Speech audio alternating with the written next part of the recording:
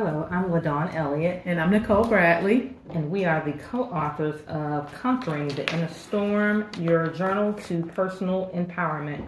It is our very brand new interactive journal. And this is the first in a series of 12 journals that we are putting out. So we are terribly excited. And the purpose of us coming into your home or on your phone or your tablet, whatever your mobile device is just really to introduce the journal and kind of walk you through some of the things that the journal that you should receive out of the journal, and then model some of the sections and just share a little bit more about us as co-founders. We are journal champions as well, and we want to share this with the world. Yeah, we've had a couple of people look at it and we got some incredible feedback, but we wanted to make sure that once you got the journal, you had a clear understanding of how to walk through the journal. So that's what we're going to kind of cover a little bit today. Okay, so each one of the journals, remember this is the first of 12, and they're all going to have a similar format. So once you get your journal, and it's going to be awesome because you got this awesome cover, and it's just nice. You're going to see a letter from us, and then the first three pages really talk about what you're going to find in the journal. So there are going to be 5 major parts to each one of the journal topics, and we're going to actually go through each one of the 5 parts as a team. So one part of the 5 you're going to find is the one-word reflection. So you're going to be asked to read a summary of that lifestyle topic, and then you're going to pick the one word out of that topic and then do a small journal on that, and we'll display that a little later on. And I thought that was really going to be easy, but when I went through the first one, it was really hard for me to I'm serious, it was really hard for me to pick one word, as you'll see as we kind of talk about I picked 2 for what I'm going to share, so it just happens. Okay, all right. So again, go through it as you need to, and however the spirit moves you as you're working through it, allow it to. And the second area is a reflect on inspirational quotes. So we provided for each section or each topic 4 quotes and 4 questions. And these quotes are there to help you we want to provide additional insight for you. Get you thinking about something, and then you write what you think about the quote. And it's like having a conversation with someone and them giving you different perspective, and you now have a new way to think about something. So that's the purpose of the quote. And then there's a thought-provoking question that allows you to go deeper into the topic. Okay. And so we'll reveal some of our answers to some thought-provoking questions as well. Part 4 is your closer and your love letter. So your closure letter is really your way of going through the topic, going through the quotes and questions. And we know that you're going to get some great insight onto some of the things that you currently do, maybe some better ways to do some things. Hopefully you're sharing this with people that you love, and you're going to go through that closure letter, and you're going to write all the things that you want to change in your life, things that you're throwing away, old limiting beliefs, old ideas, the old you. And you're going to replace that with a love letter, because sometimes we don't always show ourselves enough love. We're focusing on the bad so much that we don't focus on the good stuff. So we'll talk about a closure letter and love letters in our session with you today as well. And as I stated before, we've had a couple of people just look at the journal as we were in the preparing phases or writing stages, and everyone without fail talked about how powerful that closure letter is, because it's cathartic. You just don't realize what you have inside until you're really writing it down, and then releasing that, and then getting the opportunity to state to yourself, to hold yourself accountable how you're going to move forward with the love letter. So very, very powerful. And so the last component is additional resources. So after you go through all of the various areas within each topic, we wanted to make sure you had additional support, additional resources to help you move further along, especially if you needed additional support in that specific area. So I really think that's pretty good. It's a pretty good resource, a tool for everyone.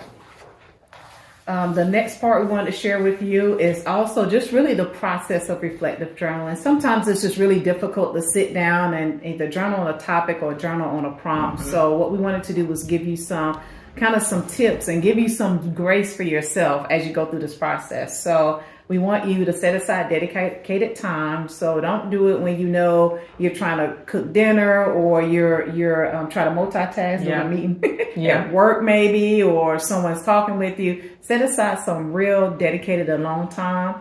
Be open and honest with yourself. Very important. I'll tell you, going through this on my own, I mean, we were creators of it, but we also went through it. And I'm telling you, it's very insightful. And when you're honest with yourself, you get more out of it. Yeah. And then lastly, this is not prescriptive. This is not restrictive. You can start on topic 5, or you can start on topic 1. It's really your choice. If you want to add prompts that kind of move you to journal more, or different quotes, or I added scriptures to mine, feel free to do whatever is going to get you the deeper insights into the journaling process. Yeah, and it's very powerful. I don't think we realized, I know I didn't think about it until we started going through the journal and actually doing it. We wrote it, so we were like, well, we know what's in it. But sitting on the other side and actually having to go through the process, I know journaling can be difficult when you're just trying to think of something to write down, but having specific prompts that lead you to a space that you if you're going to do it correctly, you have to be open and honest. It will literally crack you open. So it was much more difficult than even I perceived that it would be when we were putting it together. So yeah, so be ready, because it is, I like to say, it is hard work. It is hard. It is hard because you have to really go deep within your heart to bring out some of the things that you just kind of kept locked away. So that's the purpose of the journal. And we have the 12 topics. We're going to go through the first 2 topics. Again, we just want to model what, how you use the one word, how you use the thought-provoking questions, the quotes, and the closing love letter. Another thing I would like to make sure I say is that when we set out to do this initially, we wanted this journaling to be a mental health release. We wanted it to be healing. We wanted it to be something that, folks would get together and do book clubs about. Teenagers could sit down together and share and be transparent, and really just started opening just not think about journaling in this traditional format, but journaling for self-healing is really why we wanted this to be a part of the services that we offer with our company. I'm glad you said that, because healing has no age. All right. It has no age. 0 age. We all are dealing with some level of trauma in our lives. And these times, and I'll say this, I'm so excited about this journal. We know exactly what the other 11 journals are going to be. This one is a deep dive, but it doesn't even begin to scratch the surface for the other 11 journals. So absolutely. This is a foundation here. It gets you prepared for the others. And like I said, writing it and then going through it, totally different experience. Right. So healing has no age. Healing has no sex. Healing has no race. Healing has, everybody has room to heal. So come to it with that in mind, and just, it's going to be transformative. That's all I have to say. Let's go ahead and jump in. We're going to jump in. So I'll go through, and LaDawn, feel free to challenge me. We haven't done this together. We've done this work on our own. Nervous. Nervous is what we're going to say, but we'll go through the first topic. Our first topic is facing and overcoming personal challenges and setbacks. So remember, we talked about the one word. How many words should you have? I'm supposed to have 1. Okay, I got 2. Okay, I don't follow the rules all the time. And if you are rule breakers like me, then feel free. This is a safe place to do it. Yes. So when I read through the first topic, 2 words came out to me, which was integrate and adaptable. And I would love to think I'm adaptable. When I was reading through this and really doing the hard work, the hard heart work, I realized I'm probably not as adaptable as I want to be. So I'll read to you what I put in my one word submission. So feel free to, again, journal as it relates to you, but I share my one word with you all. So again, I read through the passage, integrate and adaptable were the 2 words that came out. So this is what I wrote. when thinking about this topic, actually 2 words stood out to me: integrate and adaptable. When I'm facing challenges, I have learned that I may be selfish in my quest. Oh, okay. I love to think I'm loving and giving and patient and kind and all that stuff, but I don't think I am with facing challenges. So I say it's often it is those things. These are the things that I feel like other people should also be in their journey as I'm looking at my journey of facing challenges. So I'm selfish because I want them to already be there. And if they're not there, I can't be adaptable and I can't integrate well. Okay. So that's why those words came out to me. So other things I wrote, I said, I am mindful that I need to be empathetic and patient with others who may need to face their own challenges and setbacks and growth, especially if their lack of growth impacts me. So I give an example. Let's say my husband needs to grow in an area that I feel like is a challenge to me. I'm not as empathetic and patient as I think I should be in his own individual growth. And I haven't integrated a solution that impacts me that doesn't include him.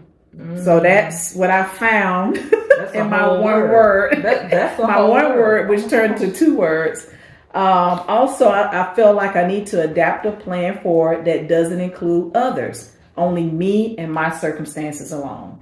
And so I talked about you can break the rules. You don't have to be restrictive. So one of the Bible verses I found to kind of support what I was thinking about with my one words is James chapter 1, verses 2-4. And I'll read that real quickly. It says, "Consider it pure joy, my brothers and sisters, whenever you face trials of many kinds." So trials of many kinds, you're always going to have challenges and setbacks, because you know that this is a testing of your faith. It produces perseverance. Okay. And it says, "Let perseverance finish its work, that you may be mature and complete and not lacking anything." I love that. And it didn't say nothing about nobody else. Right. It says you. You answered the question. Okay. I was going to ask. So I love that, because when people are working through their challenges, so they think they always include someone else. It's always someone else's responsibility and a part of their process. Right. And that should not be the case. I was going to ask you why you said that, but you answered it. So when I saw the verse and the one word together, I was like, oh, wow. That was the eye-opening insight for me in that section. Yeah. Now that gives me a different perspective, because I see you not like that, right? but again, that's where the honesty comes in. Mm-hmm. And the personal journey comes in. And the personal accountability. And the personal accountability comes into play. Yeah. So now you know my secret. I know. When I'm not being patient or empathetic or blaming others, just say James chapter 1. Okay. Not the code word. The James chapter 1. Okay. So I also go through one of my questions. So one of the questions that we came across on this section was, what self-sabotaging behaviors do you engage in when faced with adversity? I was so excited about this question. I'm so glad we jumped right in. No. We pulled the Band-Aids off. I don't want it. And people don't realize how much they self-sabotage. That is correct. And I realize I do. So I just want to read what I wrote down. Okay, so I have what I've identified as 3 self-sabotaging behaviors. Now, if you don't know what self-sabotaging behaviors are, feel free to Google it, go to ChatGPT, get some examples, and then get your juices flowing. So that's what I did. I went and Googled self-sabotaging behaviors, and I said, wow, it was a long list. And I was like, okay, here's some that I thought resonated with me the most. So procrastination, perfectionism, and self-doubt. Okay. So perfectionism has been how I condition myself. Procrastination is how I have conditioned myself to be my best at the last minute. So the athlete in me wants to come through real strong at the finish line and like lean, and no one knows that I'm coming. Like that kind of plays in my mind as that's what I need to do to get something huge done. So how much stress does that create? It's stress. It's stress for other people because they may not know where I am in a process. Yeah. So how I work with procrastination as an individual could be a barrier, a challenge for other people. Yeah. So that's one self-sabotaging behavior. Perfectionism definitely creates situations and circumstances that are needless and uncalled for. So I'm the type of person, if my mom said, hey, can you write me a paragraph on what is it like to be, my son name is Trey's mom, I'm going to write her like a 10-page paper. Because I need to get it all out, and it needs to be perfect, and it needs to be like an MLA, APA format. It needs to have a bibliography and footnotes. All of that ain't called for. Right. I just needed 4 sentences. So I'm extra. In other words, I'm extra. And then lastly was self-doubt. Self-doubt comes into my Southern upbringing. I was taught to be humble, extremely grateful, not really ask for things, have whatever people expected of me, I gave, but not have expectations of others and no standards for others. You really don't have boundaries because you're the strong one. And self-doubt, when I'm going out on that in that place where no one has taken me or I've gone before, I don't think I can do it. Or I think I'm going to do it, but I'm almost like, well, what happens if it happens? Yeah. And then I'm scared. Yeah. And so that paralyzes me to go back to perfectionism, procrastination, and I'm in that cycle. So going through this journal, I've identified that, and I understand that I have to deal with those behaviors once they creep up. Once I see a pattern or I see them creeping up, I have to address the behaviors. And I'm sure anybody watching this will just be floored because anybody that knows Nichole as a friend, as a colleague, as a whatever, however you meant, she's like the Energizer Bunny. You would never know that procrastination was a thing. You would never know that perfectionism impacted you the way that it does. You can tell that perfectionism must be a thing because she's going to give you that 10-page essay for that one paragraph that you asked about. Right. That's just who she is, but you would not know that it was a struggle. And you hit the nail on the head when you were talking about everyone. It is okay for everyone to have high expectations of you and for you to deliver, but based on our upbringing, because I'm Southern too, Southern, Black, female, so many things, right? That you're not supposed to have those expectations back from others.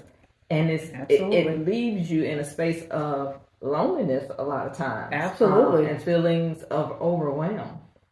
So I'm glad did you read the rest of my journal? No. Okay. She didn't. That's what But no. I mean, but people need to know that because you're not the only one that's dealing with that. That's right. Yeah. So self-sabotaging behaviors. If you don't know what they are, get the journal. If you have to Google it, if you want to send us a quick email to ask if we can provide some additional data, we'll be more than happy to.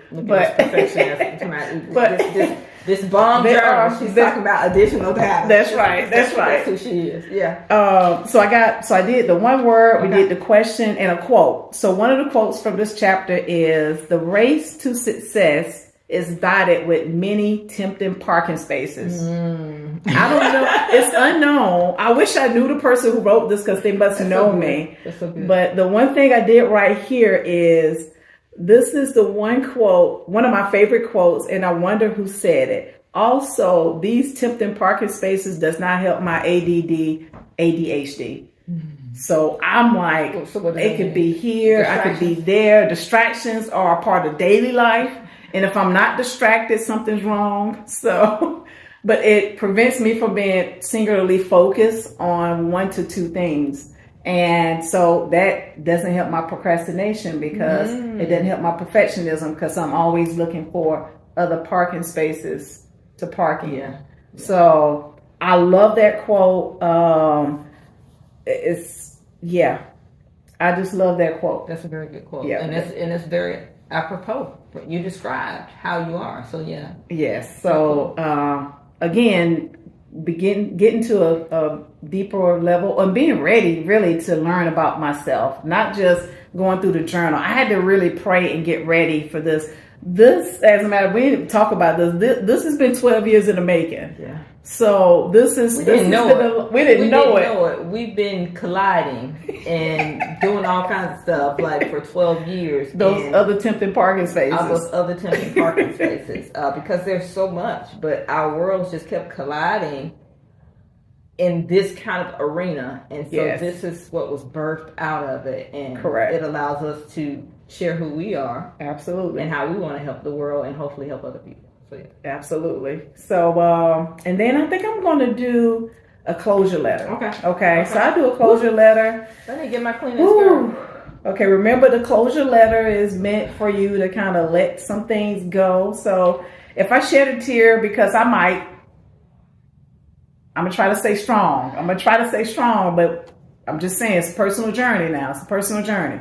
So my closure letter reads as this: Dear old me, facing my challenges and obstacles are a normal part of my life. I will no longer allow behaviors that promote self-sabotage, remember we talked about that, and scarcity to limit what God has promised me. I forgive myself, this is the old me, for allowing my enemies, known and unknown, spiritual or not, to impact my ability to elevate to my level of greatness, a level that is beyond my wildest imagination. And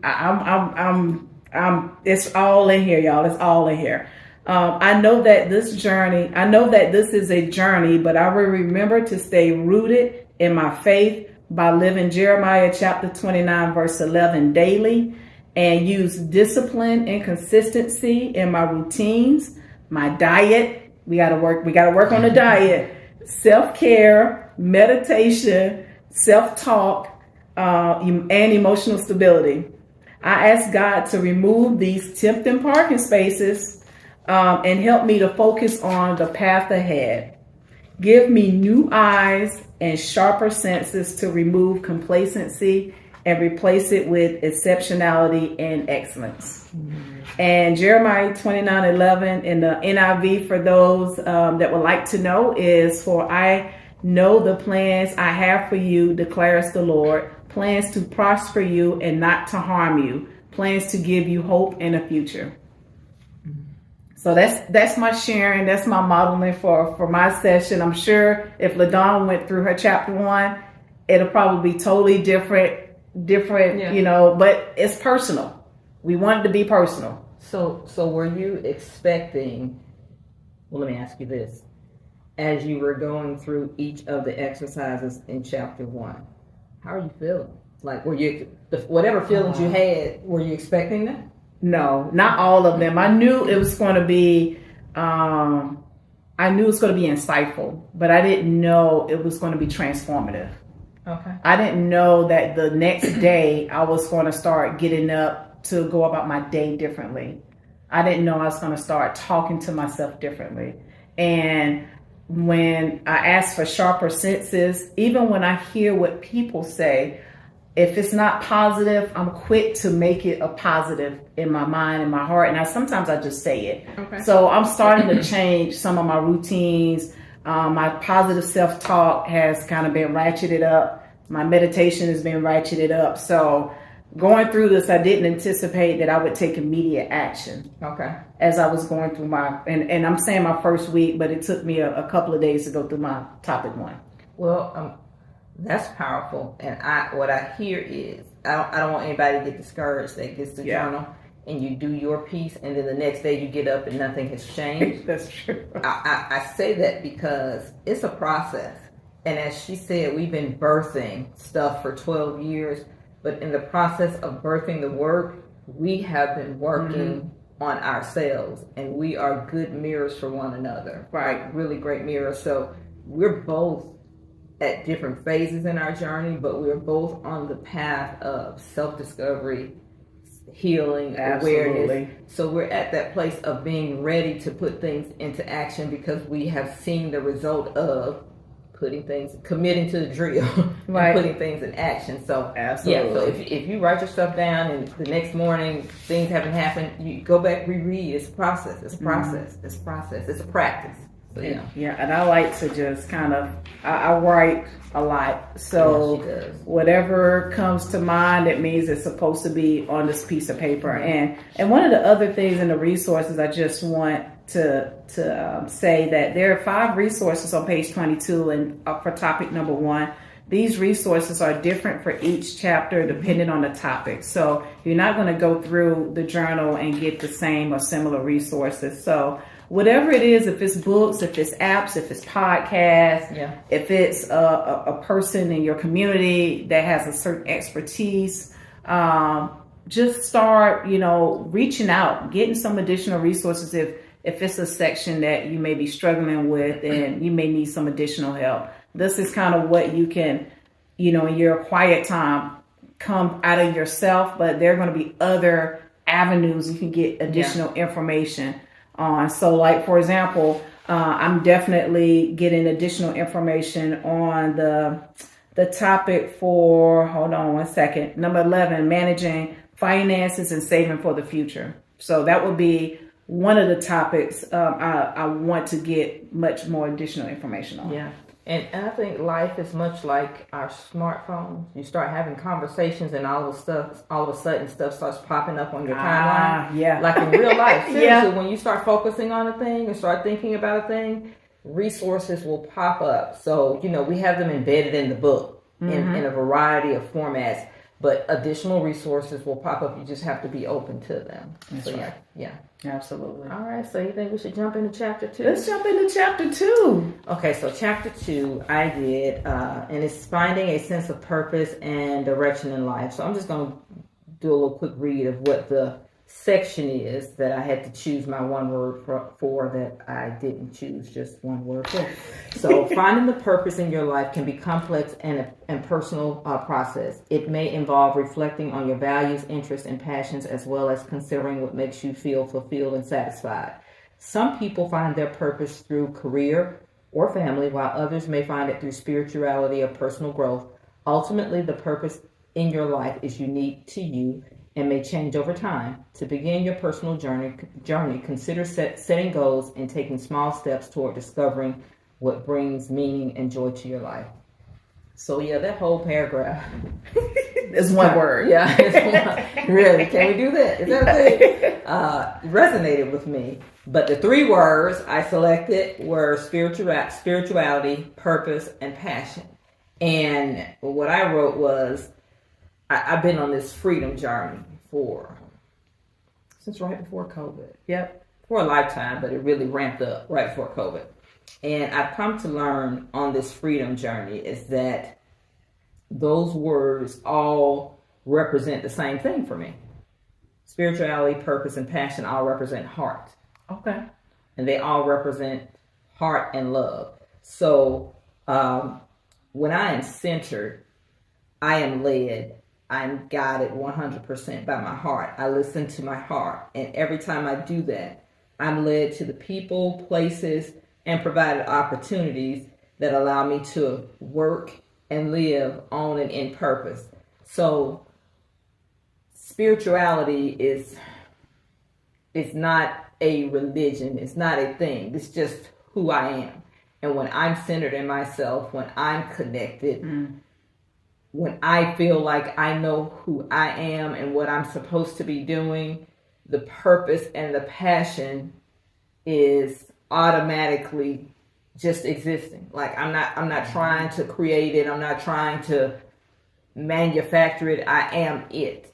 And so like my purpose, I understand what it is. I've run from it for many years, but it just keeps resurfacing in my life. And it doesn't matter. It feels like the area of my life, it somehow finds a way to creep in and it says, this is who you are. This is why you came. This is why you came forth here. So spirituality, purpose, and passion all mean heart. And once I'm allowing my heart so for me, the heart is what leads you to where you're supposed to go. And if the heart and mind are connected, the heart leads you there and the mind constructs the way there.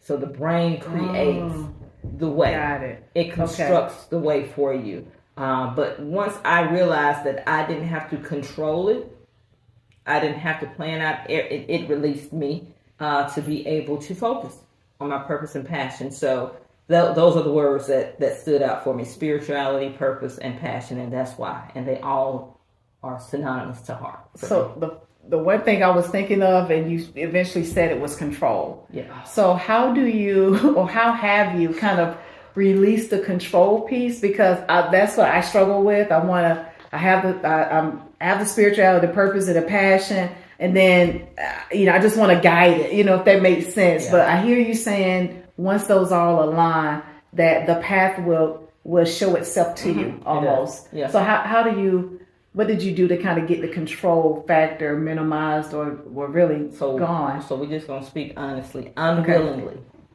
Okay. Unwillingly. Because I am a Virgo, which means I'm a control person, which means perfectionism is my thing, and I have OCD. So everything in my life had to be absolutely controlled and dictated. So I'll mention COVID again. During that time where everyone was shut in, I was shut in with my 2 sons at the time, and one was grown, one was in college. And during that time, they clearly communicated to me that the snow globe that I had kept them in for years, that they were breaking out. Oh, literally. And once people break out, they're refusing to be put back in. So that it was heartbreaking at first. Man. But then sitting on that, I realized that you can release yourself from worry. Oh, it makes sense. You don't have to fix. You don't have to control everything. Okay. And then you have to trust that what you've done will see them through. And then I just kind of took that and looked at every area of my life and said, the building is not going to fall down just because you didn't come to work. Your family is not going to disintegrate because you didn't show up. So it allowed me to unwillingly initially, it was snatched out of my hands. And then once I sat with it, was like, this is not bad at all. It was better. It was way better. It was way better. So it's freeing. It's extremely freeing to not feel like you have to control everything and everyone all the time, including yourself. Gotcha. Yeah. Okay, I'm writing some notes down. So that's what happened. That's how that happened. Okay. And so that was my one word that ended up being 3 words. Okay, so my quote. You can break the rules. You're a rule breaker too. Yeah, I get it. I am. So my quote is, I've heard this quote time and time again, and I loved it each time. It's by Mark Twain. The 2 most important days in your life are the day that you were born and the day that you found out why. So I believe, now having been on my spiritual journey for a while now, the day I came into physical existence was my soul manifesting complete alignment and agreement with my desire to serve in the earth. I've always known that I was supposed to be a servant. I didn't always know how, right? And sometimes I got it wrong, and sometimes I got it right. And when I got it right, to your point, it scared me and I ran away from it. But my soul knew, when all that kind of merged into one, all of us have a due date, but none of us typically arrive on the doctor's due date. We arrive when our soul is ready, is what I believe. So, it all aligned, and then I came into the earth. The day I recognized and accepted my gift of communication and connection, it provided a path for me, a pathway. And I realized on that path, I get to choose how I'm going to be every day. That's the freeing part. Because before, you're controlled by, you're supposed to be this way at work, or your parents think you're supposed to be this way, all of those, whatever it is. And those societal norms and constructs. Yeah. And oftentimes the gifts that we do have don't fit into other people's perception or purpose that they have for you. Because they have one. They have a plan for you. Everybody does. Okay. Everyone has a plan for you. Their plan for you is more thought out or more well thought out than the plan for themselves. So when you're on everybody else's path, you're not free to choose how you're going to be. So the day that I recognized and accepted, this is your gift. Wow. This is how you move through the world. This is how you heal people. This is how you do whatever you do. It was like, ta-da, the light came on. I'm not going back to the dark. The light came on. So it wasn't necessarily tied to a job or to No. your role as a mom or a partner. It was really tied to who you are overall as a soul, as an entity. Because in every one of those spaces, my purpose and my passion shows up. I get to use it, right? I get to use it in different ways, but it always shows up. And I didn't recognize that at first because, again, you're so busy trying to fit into what other people think you should be or trying to control the narrative yourself. So, yeah. It's freeing. Oh boy. Yeah. It's a different level of freedom. Okay, so the question is, what impact do you want to have in the world? What footprints will your legacy leave for others to follow? So I want to have a global imprint that leads people to awareness.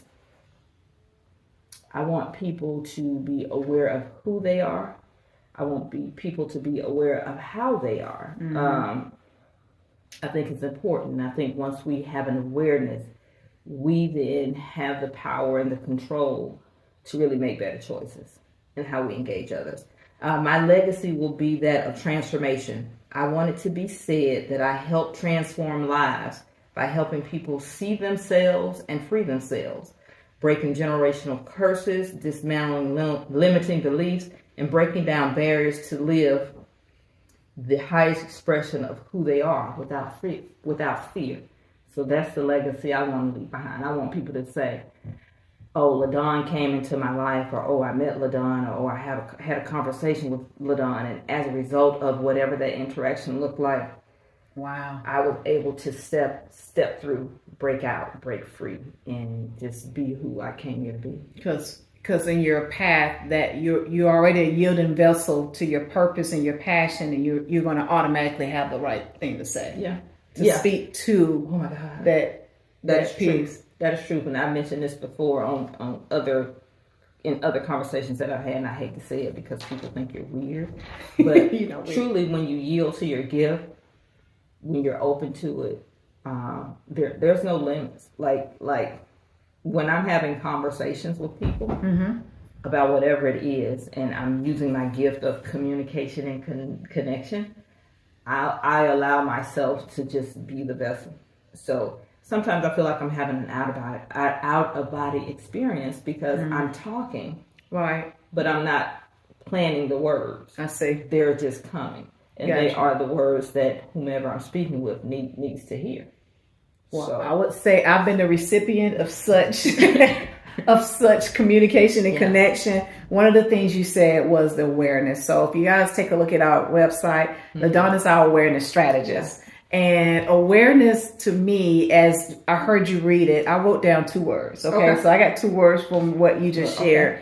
Awareness, what came to me was once you are aware, you're responsible, and then you're accountable. Yes, ma'am. So, the word talks about when you don't know, when you're ignorant, that you're not really held responsible or accountable. But once you get that knowledge, once you get the awareness of where you need to be and how you move and whether it's right, wrong, or indifferent, now you're responsible and accountable for that information. 100%. And I believe that awareness is the trigger that turns that on in your heart. That's the reason why I may keep coming back. Yeah. Because now you've opened that channel. Yeah. It was closed off before, but now that it's open, you really can't dispute it, or you really can't run away from it. And I think that's what once you have an awareness of the truth. Yeah, I think that's what keeps people away from the truth.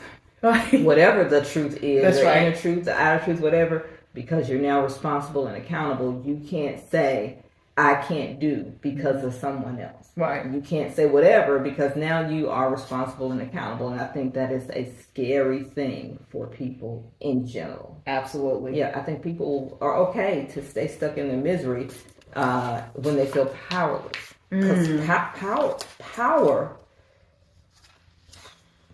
it can be scary if you've never had it and don't know what to do with it.